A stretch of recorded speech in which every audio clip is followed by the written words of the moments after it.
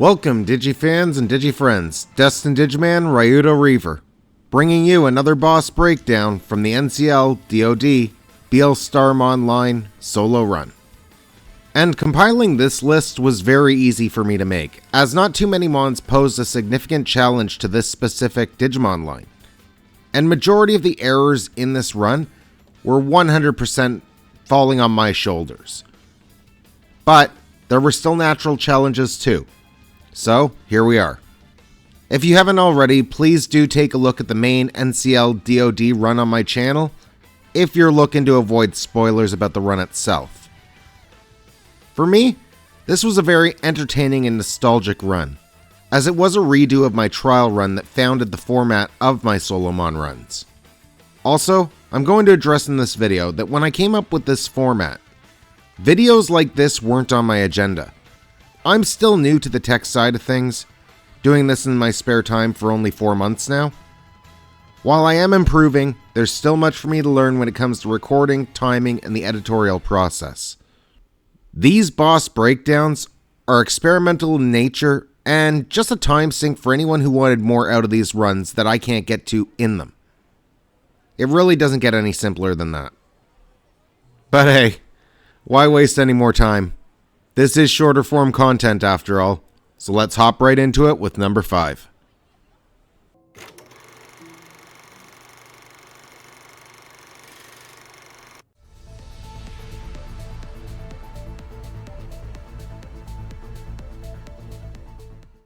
Up first today, number 5, Blue Greymon.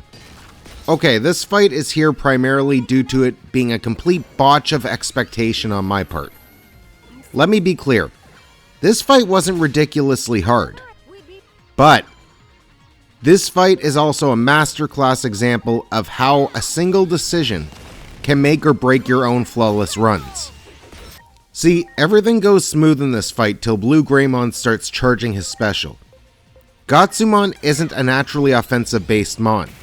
In fact, if you look at his stats, they're more defense based, with his physical defense outclassing his base physical offense.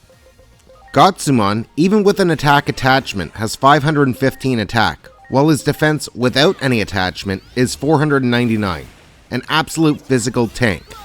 So, in theory, this fight should have gone my way. Till it didn't. After its charge, he uses Rampage. Now, I searched the net for actual numbers on Rampage. I can't find them offhand. That said, I didn't do an extensive search. It's not Blue Greymon's normal signature move. So let's play a game of deduction here. Blue Greymon has a natural attack stat of over 1k.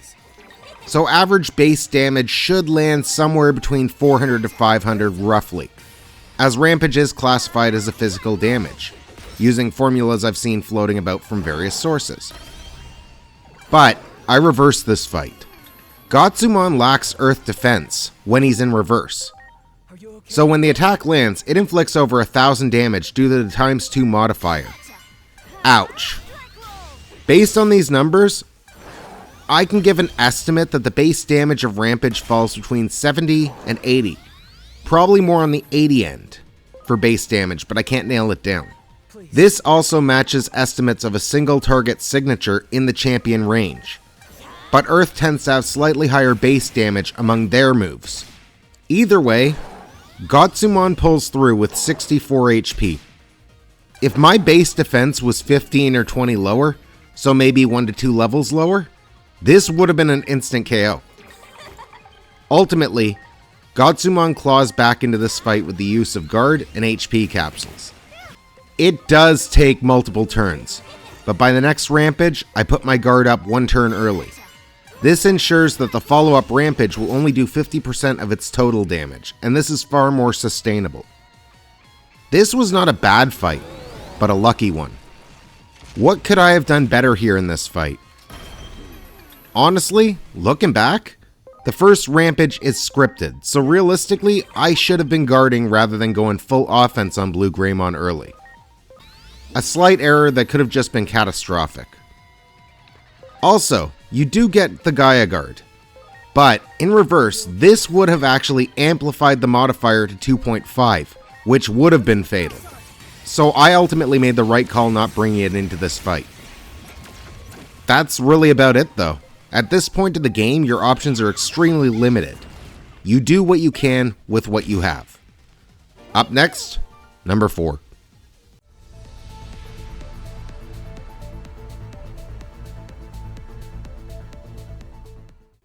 Rising from the depths comes a corpse. Zombie Plutomon. By this point, we are Dark SuperStarmon, who is, in majority of scenarios, an incredibly tanky mon. His defenses by this point were almost 3.2k for defense and 2.8k spirit, respectively, higher than any other mon I had up to this point. And I will be honest here, as I mentioned in the OG run, I think ultimately it was that bulk that kept me from losing this battle. If I had more incoming damage turn after turn here, there was no shot I would survive. So let's talk about Zombie Plutomon's mechanics first. Well, Zombie Plutomon inheritedly comes with the Reaper's Mist, which nullifies all recovery, and any recovery used will become permanent damage against your mon. While there is a small window to heal in this fight, I always mess the timing up, and seldom try as I don't want backlash for making that mistake. I should have risked it in this fight, and you'll see why. Also know, having multi-wall in this fight was a smart call. Had Zombie Plutomon inflicted poison frequently, I would have struggled maintaining boosters, with an already low physical attack mon. This fight's mostly a DPS battle. I wouldn't be able to spare the extra damage per turn, and damage is the real issue in this fight. When he's in his break phase, he can heal 10k per failed break. I do think this is when I could heal as well as the mist consolidates into the orbs, but then it comes to a choice. Your heal versus his heal, or your break versus his heal. In the moment, especially against the clock and KOs, that's not an easy choice. Considering Dark SuperStarmon's attack is 3000, going up against Zombie Plutomon's 3200 defense, healing probably would have been the better way to go though, even if it was slower in hindsight. So my biggest error here was not having Tidal Stream 3. See, his break gauge never resets between cycles. So realistically, there is a chance I could have stopped 2 of 3 of his breaks, with an additional AoE output. Instead, I just need to do as much damage as I can to the body, which he then heals to full. Even at max damage, I can't exceed 1500 per turn. So I need about 7 cycles of Saint's Knuckle while boosted just to counteract his heal. And he does this twice during the fight. All the while, I'm just watching my HP dwindle, turn by turn. I may resist his Hell Crusher, but Thunderfall doing between 300 and 400 per use does grind me down. Each time I break him though, I limit his recovery in turn. Eventually he does go down, and boy, the hair on my neck was rising during that long conflict. Is there anything I could have done better? Well, obviously, I could learn in depth how Reaper's Mist works. But as I've proven thus far in these runs, Ultimate Brachiomon being a prime example, mechanic knowledge in my mind tends to fluctuate.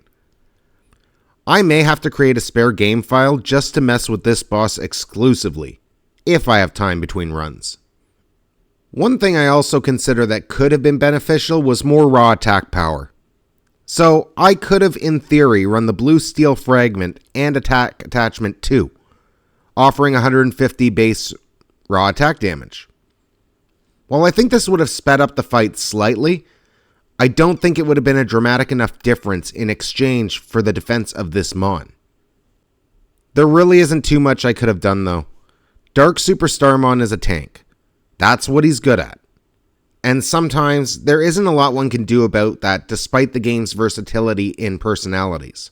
I can't swap them as fast as I'd like to on the move while racing the clock. So, that's the best I got. Onwards to number 3. And one name I doubt we will see here too often. Venomyotismon.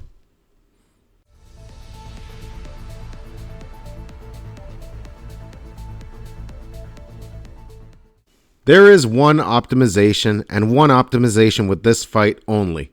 Say it with me, folks. Multi-wall. 60% of the time, it works every time. Seriously though, that's it. Let me walk you through the absolute chaos this fight was due to that error. I always forget to take a second to heal between battles in Central Town, so I always seem to enter this battle less than optimally. Laying out our threats here, we have Burning Roar, which inflicts confusion. This is actually probably one of the better status effects in the fight, as worst case scenario, I hit myself. Yes, it's still a turn skip, but with Dark SuperStarmon's offense versus his own defense, it's nothing to worry about. Then we have Nothingness Gaze. Once again, I'm not sure of the base damage, as this is a boss-related move specifically, not a traditional signature. But I am weak to it, as it is a null attack. And it also inflicts disease, but for the most part, that effect will resolve itself. He does also have Piercing Lies, which is a null-based attack, but fortunately in this fight, he focuses that move on Marukimon. So at least something went my way with Venom Myotismon's AI. Then we have Existence Freeze, which inflicts Deep Slumber. And finally, Dark Breath, which can inflict Deadly Poison and Crystallize. Or Crystallize, however you want to look at it. Now, here's where it all could have gone bad. By 50% HP, Venom Myotismon takes 3 actions per round. So, in theory, if he used Burning Roar or Existence Freeze as his final action, I could have been skipping multiple rounds, meaning I may not be able to heal enough to deal with his heavier attacks. Skipping an action means no agent items. I also want to remind people that Venom Myotismon is a magic-based attacker for the most part, pretty much exclusively.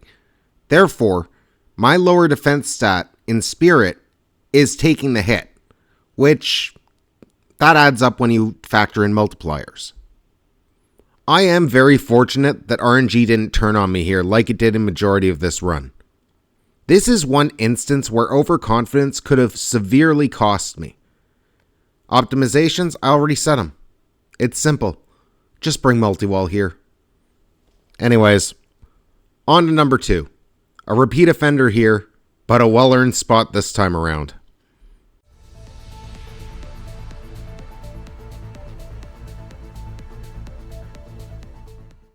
Another run, another Junimon Heretic mode.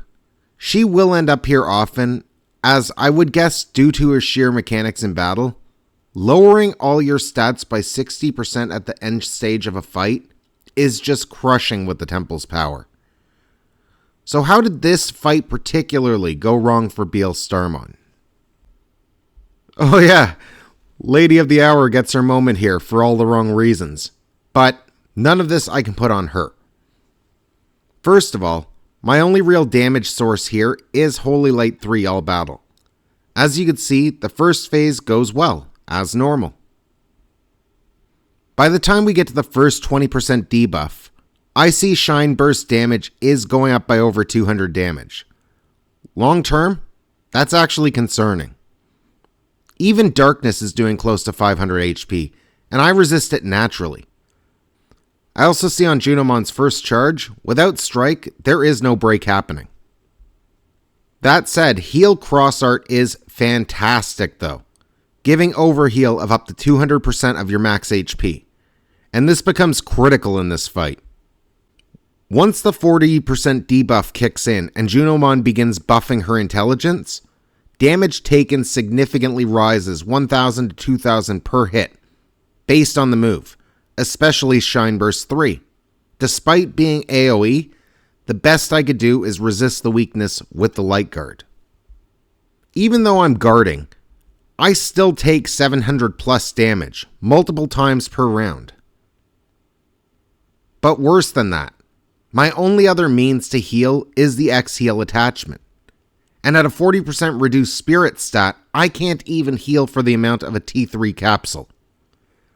But I have to stall for the Heal Cross Art. I can't even attack for multiple turns as I need to stall to heal in order to push the offense, which is very low now too, under 600 per attack with the 40% debuff.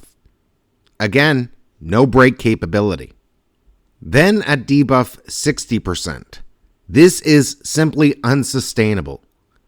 I make the correct choice of full-on attacking once fully healed. The following Chain Lash brings me below 3000 HP.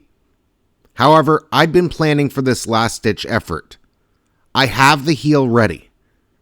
This fight was so dangerous, and in truth, I can only think of a single optimization that could have potentially saved me some trouble here. Union Guard, Light and Dark. This would have negated all of her dark damage from Nightmare. And even that began to stack up by the end of this fight, while maintaining my reduction of damage to Light. That's all I got. As far as I can tell, I thought of everything else. Maybe, just maybe, if I had a means to break Chain Lash. Was that even possible? I don't know, being real with all of you. Either way, as tough as this battle was, only one other boss in the game clogged up the clock. And naturally, it's a mechanical foe.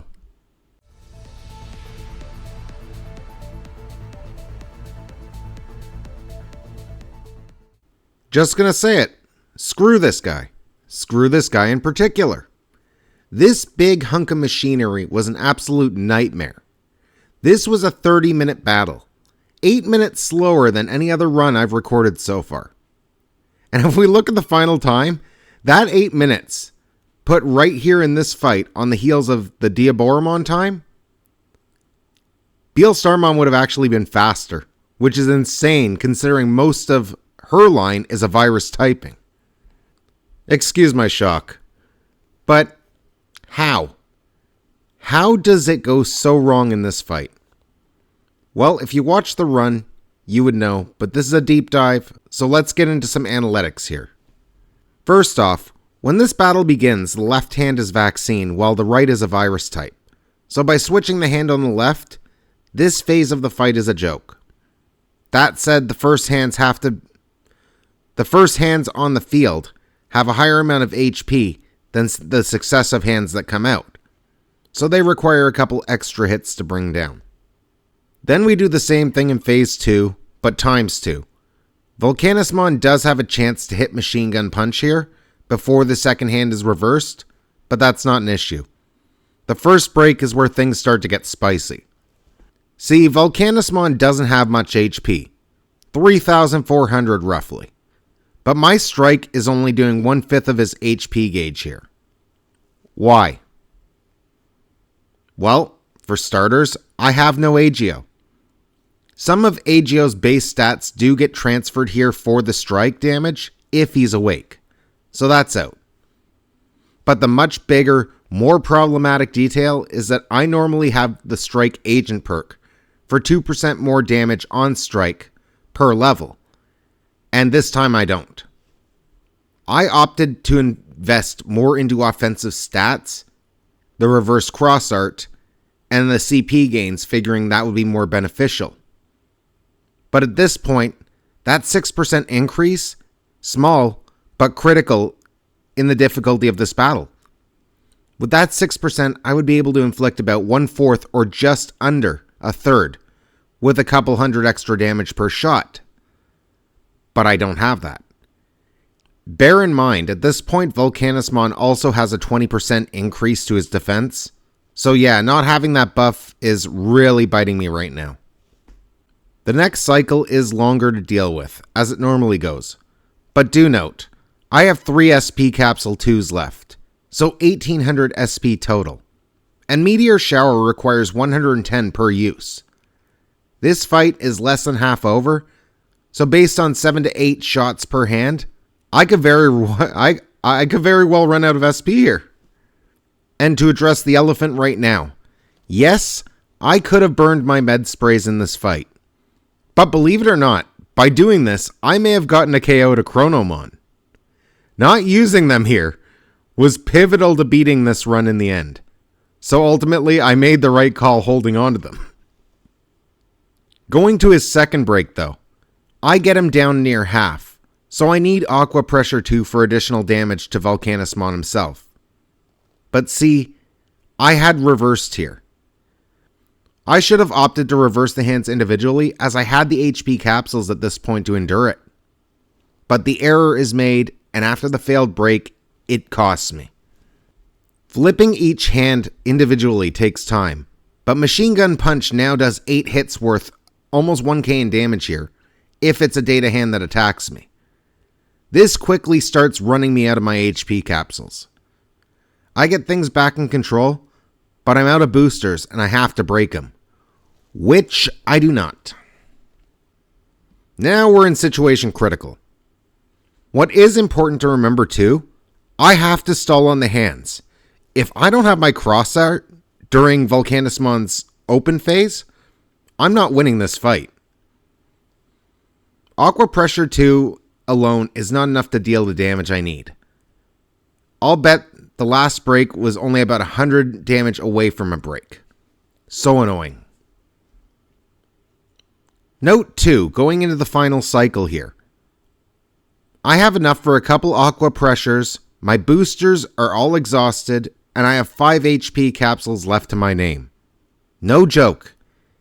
Even if I had used my med sprays, that only buys me 2 attacks against Machine Gun Punch. There's no guarantee I would have won. So we come to the optimizations. It really is as simple as having the Agent perk here.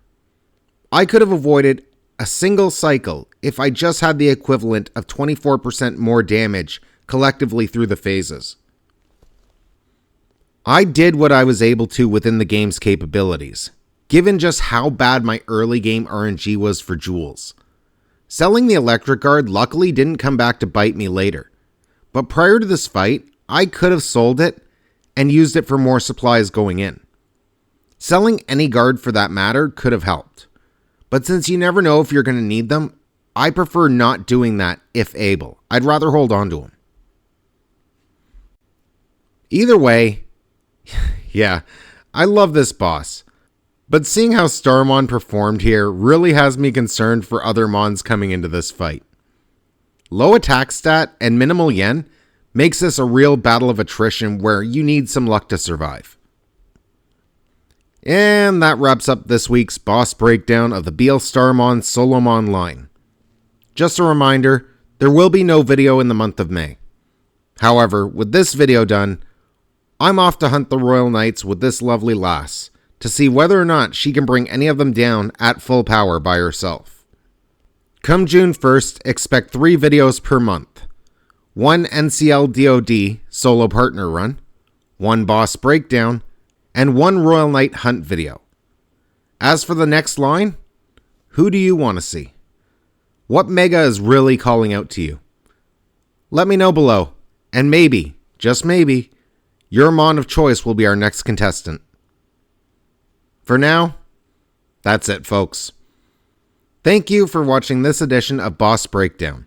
Destin Digiman, Ryudo Reaver, signing out, and I will see you all on the horizon.